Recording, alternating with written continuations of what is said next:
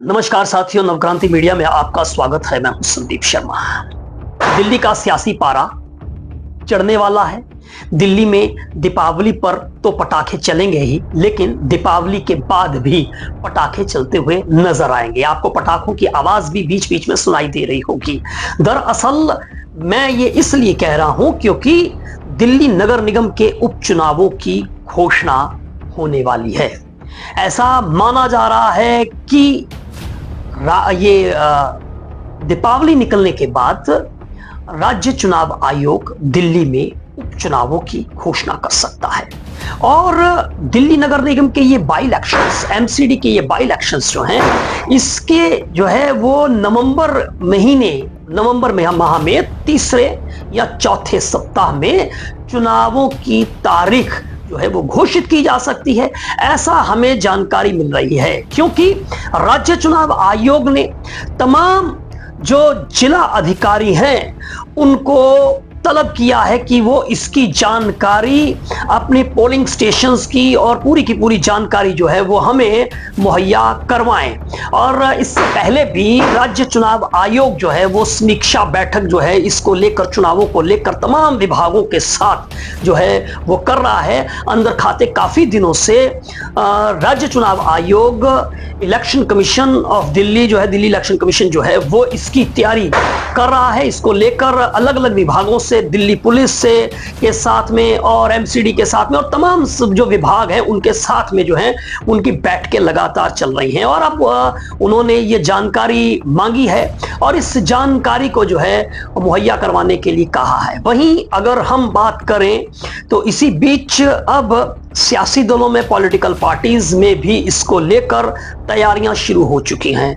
आज भारतीय जनता पार्टी के प्रदेश कार्यालय 14 पंत मार्ग पर भी, वैसे नया कार्यालय बन चुका है दीनदयाल उपाध्याय मार्ग पर, लेकिन अभी भारतीय जनता पार्टी ने उस नए कार्यालय का उद्घाटन भी कर दिया है। प्रधानमंत्री ने उद्घाटन किया है, लेकिन अभी वो पूरी तरह से वहां पर शिफ्टिंग का काम चल रहा है, अभी शिफ्टिंग नहीं हुई है। लिहाजा तमाम अभी काम जो है वो 14 पंत मार्ग पर ही हो रहे हैं और 14 पंत मार्ग पर आज एक महत्वपूर्ण बैठक हुई।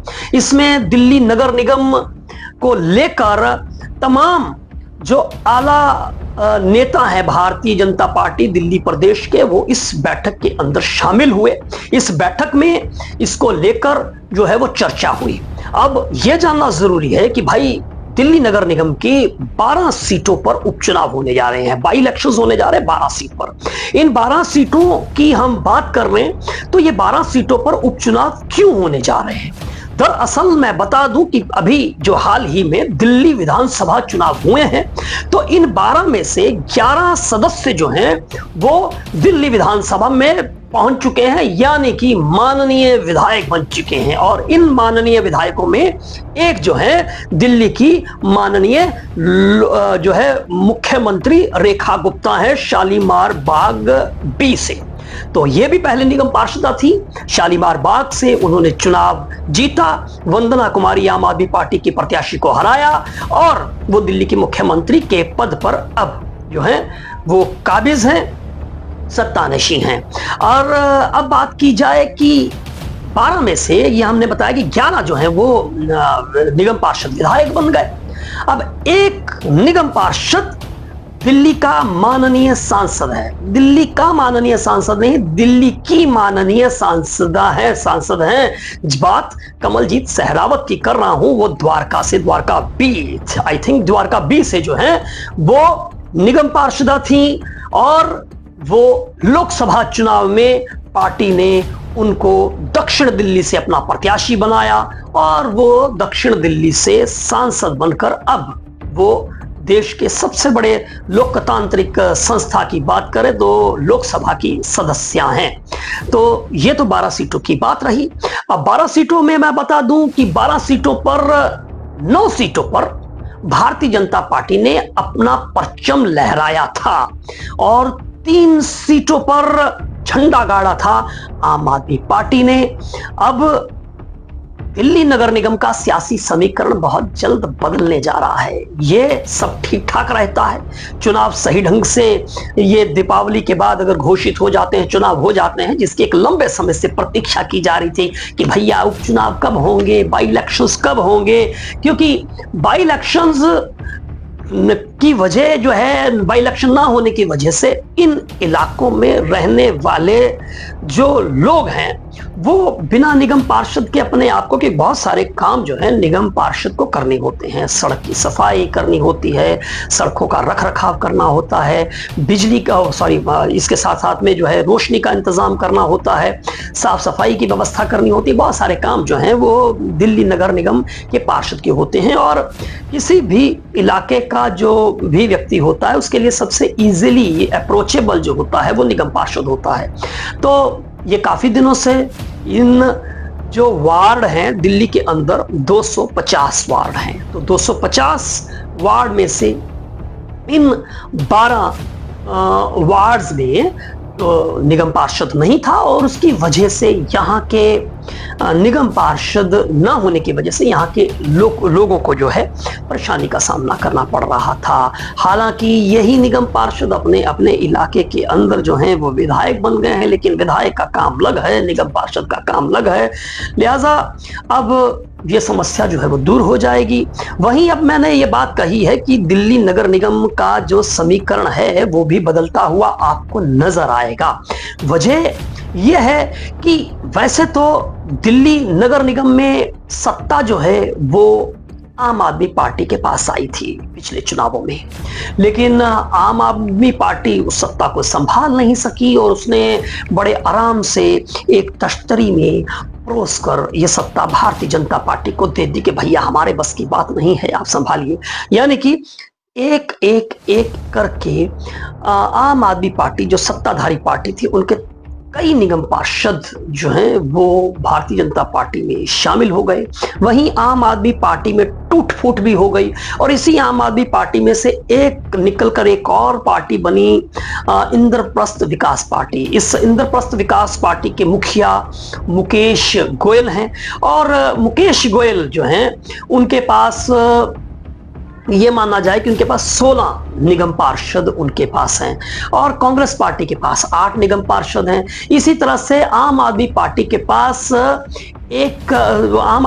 पास जो है वो 99 निगम पार्षद हैं, जबकि भारतीय जनता पार्टी के पास इस समय 115 निगम पार्षद हैं।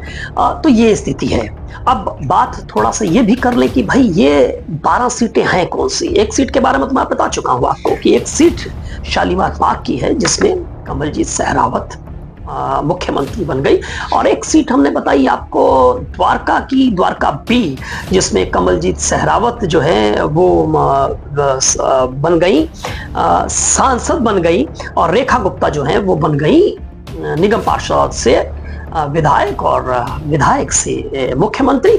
अब बची आपके सामने 2 सीटें, तो उनमें से एक सीट जो है बिल्कुल साथ में चले जाइए, गजेंद्र दराल हैं। गजेंद्र दराल मुंडका से निगम पार्षद थे, और मौजूदा विधानसभा में भारतीय जनता पार्टी के वो माननीय विधायक बन चुके हैं। और गजेंद्र दलाल के बारे में भी आपको बता दें, थोड़ा सा ऐतिहासिक पृष्ठभूमि इन सब की जानते जाएं। ये पहले भारतीय जनता पार्टी के ही कार्यकर्ता थे, लेकिन भारतीय जनता पार्टी ने इनको, जब नगर निगम के चुनाव हुए तो इनको टिकट नहीं दी, इनकी जगह पर किसी और को उतार दिया, तो ये बगावत पे उतर आए और इन्होंने चुनाव जीता, अपना दमखम दिखाया, और चुनाव जीतने के बाद ये भारतीय जनता पार्टी में शामिल हो गए, स्टैंडिंग कमेटी के मेंबर भी चुने गए। अब इन्होंने अपने आप को प्रूव किया। तो भारतीय जनता पार्टी ने बाद में जब विधानसभा चुनाव आए तो इनको मौका दिया और इनको विधानसभा चुनाव लड़वाया। अब इसके साथ में थोड़ा सा और आगे बढ़ते हैं, तो एक जो है अशोक विहार से पूनम शर्मा जो है, पूनम शर्मा भारद्वाज, ये विधायक बन चुकी हैं, और ये भी पहले निगम पार्षदा थी। इसके साथ साथ में चांदनी चौक की बात करें तो चांदनी चौक पर जो है वो पुनर्दीप साहनी, ये आम आदमी पार्टी के निगम पार्षद थे। ये निगम पार्षद जो हैं ये अब जो है बन चुके हैं, विधायक बन चुके हैं। और मैं बता दूं कि ये निगम पार्षद दिन से पहले इनके पिता ही जो है वो इस जगह से प्रहलाद सिंह साहनी सीनियर कांग्रेस लीडर थे, फिर आम आदमी पार्टी से चुनाव जीते, लेकिन इस बार पुनर्दीप साहनी के बेटे, पुनर्दीप साहनी प्रहलाद साहनी के बेटे जो है वो निगम पार्षद बने, निगम पार्षद से वो विधायक बने। इसके साथ में आगे चलिए, थोड़ा सा चलते हैं तो देवली एक सीट है। देवली में यहां से प्रेम चौहान निगम पार्षद थे। प्रेम चौहान जो हैं ये विधायक बन चुके हैं।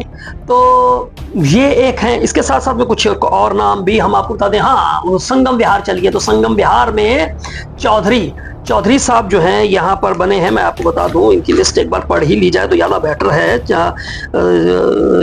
ये हैं, एक एक बात करी जाए तो हमने आपको नजफगढ़ के बारे में बताया। नजफगढ़ की बात बताया तो नजफगढ़ से जो है वो नीलम पहलवान जो हैं वो निगम पार्षदा थी, वो भारतीय जनता पार्टी की विधायक बन चुकी हैं। इसके साथ साथ में नारायणा से नारायणा सीट उमंग बजाज जो है ये विधायक बन चुके हैं। अशोक विहार से मैं बात कर रहा था, अभी आपको मैं बता चुका हूं, पूनम शर्मा भारद्वाज।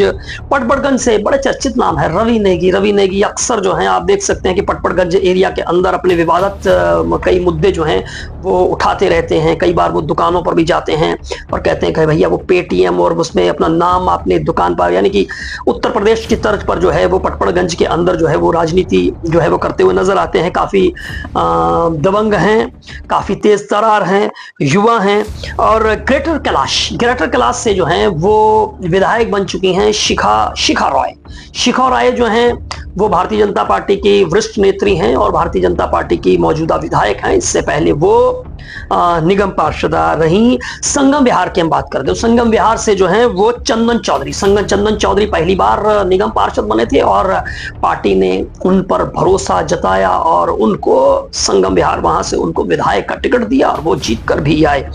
अब मुझे लगता है कि तमाम नाम हम आपके सामने जो है वो उसकी चर्चा कर चुके हैं। अब साथियों सवाल ये है कि इसका दिल्ली नगर निगम की सियासत पर भी क्या असर होने वाला है। दिल्ली नगर निगम की सियासत में मैंने बताया है कि आम आदमी पार्टी बेचारी 99 के फेर में पड़ी हुई है। हालांकि अभी इन्होंने नेता विपक्ष की जिम्मेदारी जो है वो अंकुश नारंग को दी है। अंकुश नारंग काफी तेज तरार और युवा नेता हैं और खूब अच्छे तरीके से जो है वो सत्ता पक्ष को, दिल्ली नगर निगम में भारतीय जनता पार्टी के सत्ता पक्ष को घेरते हुए नजर आते हैं। लेकिन अब सवाल यह है कि इस तमाम समीकरणों का क्या फर्क पड़ेगा। यह सबसे बड़ी बात है क्या इन चुनावों में यह मुकाबला त्रिकोणीय कहने का मतलब यह है कि कांग्रेस पार्टी इसमें अपनी स्थिति को क्या करती है। अभी 8 उनके निगम पार्षद हैं। अब 8 में क्या स्थिति होती है। आम आदमी पार्टी अब इन उपचुनावों में क्या अपनी कोई भूमिका निभा पाएगी, क्योंकि 9 और 3, 9 भाजपा के पास है, 3 आम आदमी पार्टी के पास है। और अगर भारतीय जनता पार्टी अपनी स्थिति को मजबूत करती है, इन उपचुनावों को जो है वो जीत लेती है, अपनी सीटों को रिटेन कर लेती है, वापस ले आती है, तो जाहिर है कि उसकी स्थिति आने वाले दिनों के अंदर जो है भारतीय जनता पार्टी की स्थिति और मजबूत होगी। क्योंकि स्टैंडिंग कमेटी के चुनाव जो है हर साल इसके सदस्यों के जो चुनाव होते हैं उसमें भारतीय जनता पार्टी को इसका लाभ जो है वो मिलेगा।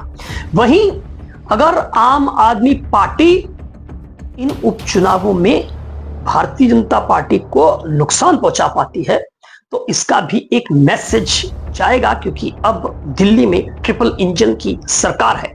लिहाजा भारतीय जनता पार्टी के लिए एक बड़ी चुनौती है।